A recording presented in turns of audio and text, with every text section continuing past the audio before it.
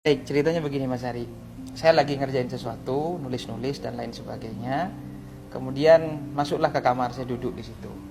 Nah, disitulah eh, ada yang berbisik sama saya Mas Ari. Ada yang berbisik, bisiknya begini. Edi, waktunya kamu sudah di dunia sudah habis. Ini hari terakhir hidupmu, begitu. Saya yakin itu bukan jin ya. Saya yakin wallahu a'lam lah. Intinya saya yakin ini bukan jin lah. Sehingga ketika saya mendengar suara seperti itu, saya itu tidak berdaya. Mau teriak, mau ngomong, mau minta tolong ke siapa, itu tidak bisa. Tidak bisa. Sehingga tiba-tiba saya tuh melihat badan saya itu sudah kaku.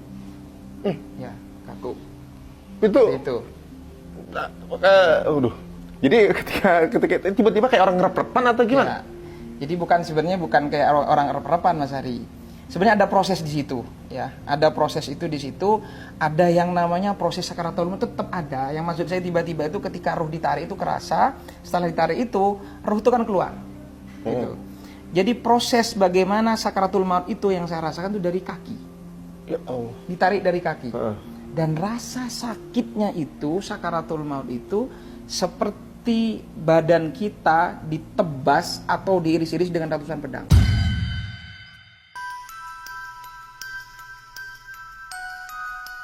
Ya Allah. Atau ini kan Idul Adha nih. Ya kita bayangin saja kambing itu dikulitin hidup-hidup. Allah. Ditarik semua kulitnya itu rasanya seperti itu. Atau kita seperti parut yang pakunya panjang-panjang ditancepin tubuh kita terus ditarik seperti itu. Itu rasa sakit dari kaki itu. Dari kaki. Itu dalam keadaan Ustaz tuh ngerasain ini, ngerasain rasa sakitnya. Rasa sakit luar biasa Mas Ari. Ketakutan yang luar biasa. Dan ini juga ini penting. Kalau ingat itu ya Allah, mau bermaksiat sedikit pun tuh takut Mas Ari. Itu kayak kita ditunjukkan seperti proyektor layar lebar ya. Itu seakan-akan kita semua di proyektor itu melihat segala maksiat dosa yang pernah kita lakukan. Di bumi mana, di sudut mana, kapan kita bermaksiat, semua ditunjukin sama Allah. Di situ Mas Ari. Jadi kayak flashback semua tuh. Ya, flashback semua Mas Ari. Ingat semua dosa-dosa, malunya luar biasa. Apapun Allah tunjukkan di situ.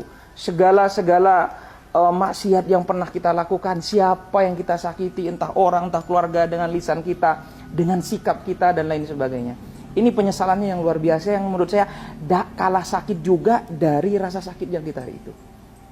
Kemudian, nah ini benar dari hadis Rasulullah ketika sudah nafas di tenggorokan, itu ingat semua harta kita. Ya. Sampai supaya harta saya waktu itu dalam kondisi ya diuji dengan ekonomi.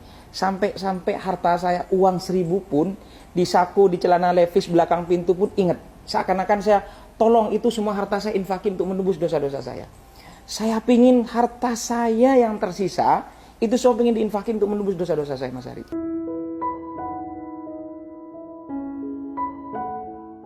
Itu ketika sudah nafas rasanya sudah di sini. Itu apa ya? Saya rasakan sendiri tuh nafas dada itu nggak berdetak. Dada itu nggak berdetak, rasa sakit itu waktu sakaratul maut itu. Dan ruh itu keluar. Ketika keluar, saya seperti tertegun melihat jasad saya itu, badan saya itu kaku. Ya gimana mayat seperti itu? Nah itulah ternyata ketakutan itu bukan cuma ketika proses sakaratul maut, sampai ruh pun keluar, itu juga ada rasa ketakutan yang luar biasa. Nah ini nanti sebenarnya ini banyak kejadian Mas Ari. Mungkin nggak cukup saya jelaskan 1 jam 2 jam, tidak akan cukup seperti ini. Ini persis sebelum saya mendirikan pesantren. Ini juga yang menjadi energi saya, semangat saya mendirikan pesantren Tahfiz Motivator Quran Indonesia seperti itu. Ketika saya melihat jasad saya itu Mas Ari, tiba-tiba ada yang berbisik begini. Sebentar lagi kamu akan diurus, didatangin mungkar dan nakir. Itu juga nggak kalah mengerikan. Dengar nama mungkar nakir saja itu Mas Ari, itu mengerikan. Saya lari ke sana kemari, saya cari orang minta tolong supaya ruh saya kembali, supaya saya selamat, supaya saya hidup lagi. Ya Allah, hidupkan saya 3 menit saja ya Allah, 5 menit saja ya Allah, supaya saya bersujud kepada Engkau, supaya saya bertobat kepada Engkau, supaya saya melakukan kebajikan-kebajikan. Itu kan terekam di dalam Al-Quran. Dan memang benar di dalam Al-Quran itu, ketika manusia yang wafat meninggal, dia mengatakan, kok hidup saya seperti hanya pagi saja, siang saja, sore saja. Dan itu benar-benar saya rasakan, Mas Ari. Dan ini lagi Mas Ari, penting punya anak yang soleh-soleha. Di situ ada kedua orang tua, ada orang tua, suami istri, Mas Ari. Itu mukanya dibakar, hangus, kayak suster ngesot ya, kayak film suster itu ngesot, Mas Ari, di bawah itu. Ustaz juga ngeliat yang di alam sana juga lihat. Semua itu banyak yang kita lihat, Mas Ari, banyak. Terus ada kerangkeng, besi-besi yang panas, membara. Tahu nggak apa yang dikatakan oleh kedua orang tua ini? Tahu nggak apa yang dikatakan? Ya Allah, anak saya melupakan saya, ya Allah. Saya mengandungnya, membesarkannya, melahirkannya, mendidiknya, dan dia sekarang melupakan saya, ya Allah. Aku terlupakan, ya Allah. Aku terlupakan hari ini. Itu merintih-rintih menangis, Mas Ari. Nggak didoain gitu, Mas. Nggak didoain sama anaknya. Mungkin anaknya juga bermaksiat di dunia. Ini penting mendidik anak untuk supaya akidahnya kuat, agamanya kuat, Qur'annya kuat sebelum yang lain-lain. Ketakutan saya itu nyari masjid, Mas Ari. Yang saya cari akhirnya masjid. Nah ini penting umat muslim untuk cari masjid gitu kan ya. Cari masjid, saya masuk ke masjid, Mas Ari, adem, ada cahaya, Mas Ari. Duh, saya merinding tuh kalau ingat tuh, nangis saya, ya Allah, ya Allah, ya Rabbal. Tapi orang nggak ada yang lihat. Nggak ada yang lihat saya sama itu. Nggak ada yang lihat saya. Terus di situ ada anak-anak muda yang lagi pegang Quran, Mas Ari. Yang lagi pegang Quran. Ya. Ada yang lagi pegang Quran, kemudian wajahnya bercahaya. Tuh rasanya itu kayak tembus ke langit. Saya di pintu masuk itu kaget karena mencari pertolongan supaya saya hidup ke dunia. Saya ngeliat itu, nangis saya. Itu indah, mulia, berwibawa.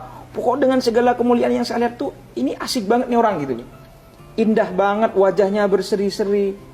Saya bertanya dalam diri saya itu bertanya, ada jawaban. Nggak tahu siapa, pokoknya ada jawaban, ada suara begini. Itulah orang yang hafal Quran. Itulah orang-orang yang mencintai Quran. Itulah orang-orang yang memperjuangkan Quran, Mas Ari. Itu bahasanya begitu. Itu bercahaya. Dan ini bahagia banget orang ini. Wajahnya berseri-seri. Saya jalan, tapi yang diantara yang paling bercahaya itu adalah gurunya. Ada kiai, seorang kiai di tengah itu yang ngajarin Quran. Itu yang paling bercahaya, Mas Ari. Saya pergi ke mimbar, tempat imam sholat. Saya sambil nangis, saya berteriak, Mas Ari, di situ. Saya nangis, ya Allah, berkali-kali saya ngomong, ya Allah, hidupkan saya walaupun 3 menit, hidupkan saya walaupun 5 menit. Kalau sebelumnya saya pingin taubat gitu, pingin beribadah sama Allah gitu. Tapi ini beda, saya mintanya sama Allah beda. Ya Allah, jika Engkau izinkan saya hidup di dunia 3 menit saja, 5 menit saja, saya ingin taubat, saya ingin zikir, saya ingin sedekah, saya ingin semua kebaikan-kebaikan saya sampaikan kepada Allah. Saya ingin hidup, ya Allah. Saya ingin balik ke dunia, ya Allah. Baru saya terakhir ingat dalam diri saya, ya Allah, jika Engkau izinkan saya hidup, ya Allah, 3 menit saja, 5 menit saja, ya Allah, izinkan saya hidup di dunia ini, ya Allah. Saya akan perjuangkan Quran hingga akhir hayat saya, ya Allah. Saya akan berjuang untuk Quran. Saya akan wakafkan hidup saya untuk Quran, ya Allah. Itu doa saya sama Allah, Mas Ari. Ketika saya berteriak, nangis sama Allah, itu menjid sama Allah, pokok pasrah total sama Allah. Saya sudah sampai lupa pada diri saya sendiri, sampai saya lupa siapa saya sampai lupa apa yang terjadi karena saya hanya hati saya, ya Allah, minta hidupkan saya di dunia. Saya wakafkan hidup saya untuk Quran. Saya akan perjuangkan Quran sampai detak dan jantung saya yang terakhir, saya janji saya sama Allah. Tiba-tiba ruh itu balik, Mas Ari. Saya itu kayak lagi tidur, langsung bernyawa lagi. Saya bernafas, saya gemetar berjam-jam gitu, ketakutan malam itu.